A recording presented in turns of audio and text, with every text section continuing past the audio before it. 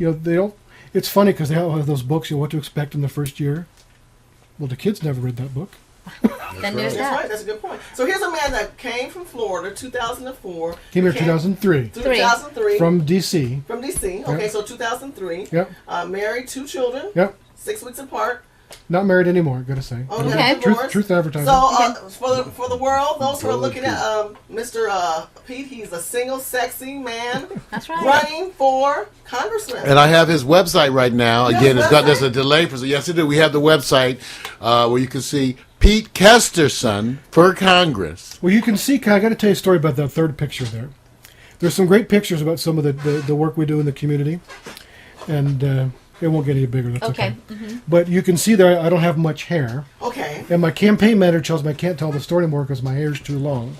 And those of you who can see on the video. Women love bald head. You know that. Well, actually, it felt kind of good when I did that. I was watching someone the other day. Paula Dean was on Oprah. She rubbed this bald man's head. I saw it. Maybe I like bald man. And she probably fed him too. I want to hear the story about the hair. He said, I've been waiting since we started. I tell you the story about the hair because it tells you, my website's full of where I stand on the issues. One of the things you don't often get to do about a candidate is to learn about who they are as a person, behind the scenes, who they are. So I do a lot of different charitable work. But I told you I was president of the local Republican club, and a year ago, March, one of our members, she came into the club to our monthly meeting with her head shaved. And you don't often see a woman with her head shaved, right? You want to automatically think, must be cancer, something wrong, or something like that, chemo. Or there was a specific reason. So I asked her. I said, how come you shaved your head? So she told me that she did it. There's a group called St. Baldrick's. Oh, okay. And they all over the country, they raise money by having people shave their head. And they raise money for kids with cancer. And they raise more money than any private organization in the country. So only the government. Wow. So What's the name of that organization? St. Baldrick's. Baldricks. Okay. Excellent. Okay, so I said, let me know next year when you do it, and I'll join you. So you joined and shaved? I did.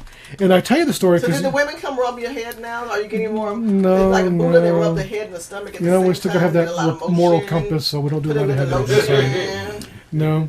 But I tell you the story because one of my fellow candidates asked me, are you really going to shave your head during the campaign? Well, first of all, who cares? That's the reality. Whether I get hair or no hair, nobody cares. But my answer was very, very simple. If I can't keep a promise to a friend, how could I keep a promise to a stranger? Right? And you did shave one head, right?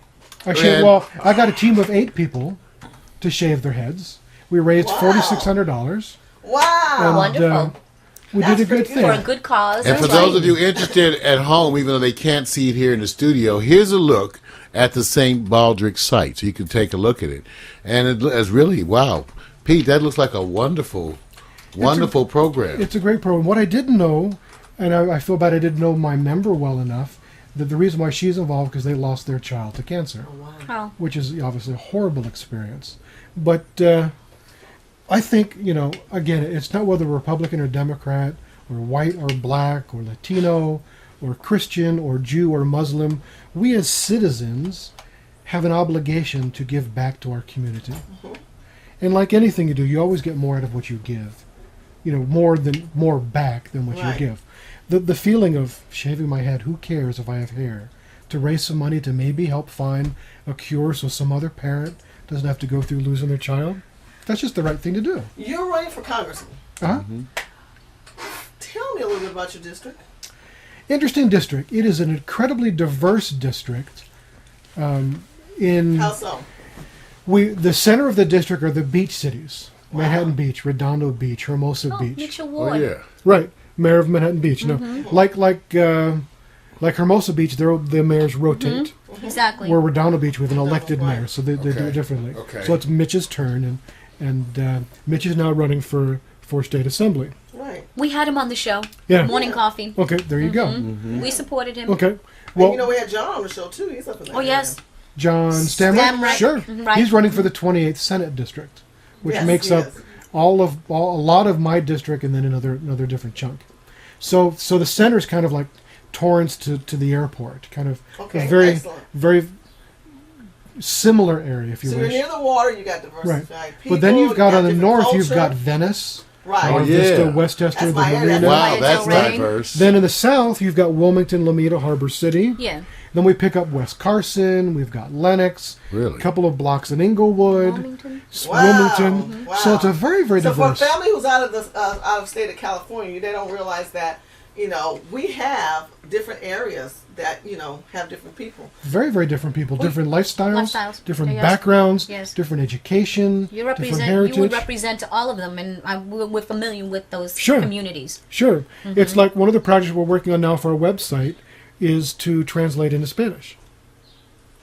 You would do that? Absolutely. Pete, if you could do a 2 minutes real quick, tell me, because our time is running a little short. We've covered so many different issues, and I know you're running for a federal position. I think you're a great candidate. Tell the people where they can go and find you again.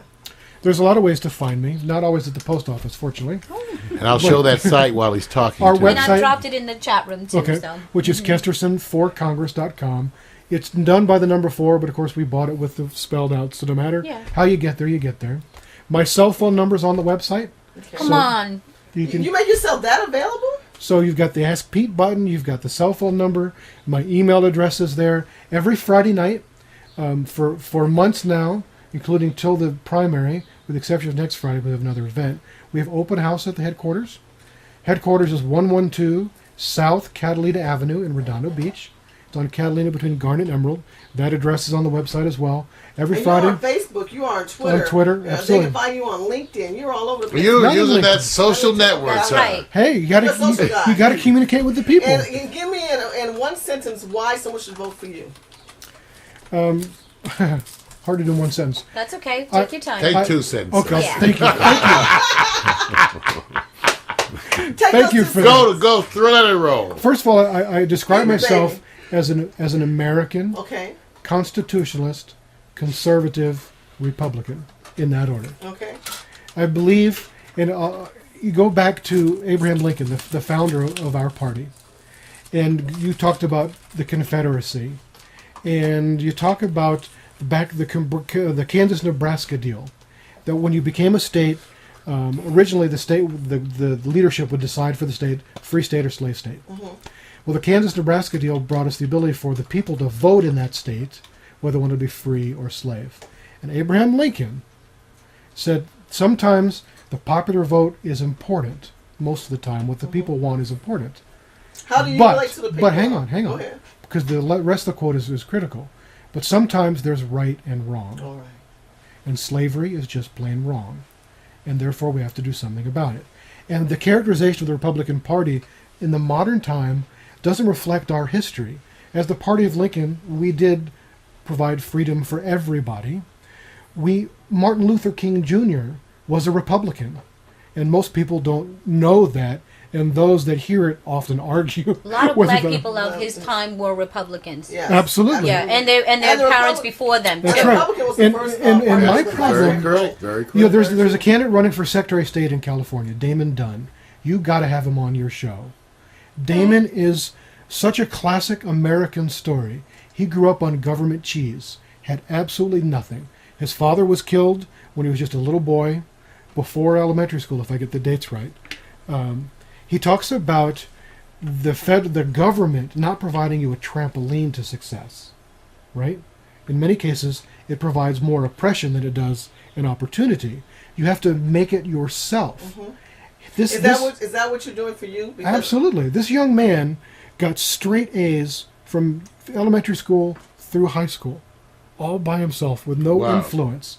That got him a scholarship to Stanford, where he played football, both academically and played football, played in the NFL for a little while. Now he has his own businesses. He's the classic American story that it doesn't matter if you're white or black, right, or any other, however you want to describe people. It's what you make of yourself. I've had success in my life. I've had failure in my life. And I don't think you should judge somebody on their failures.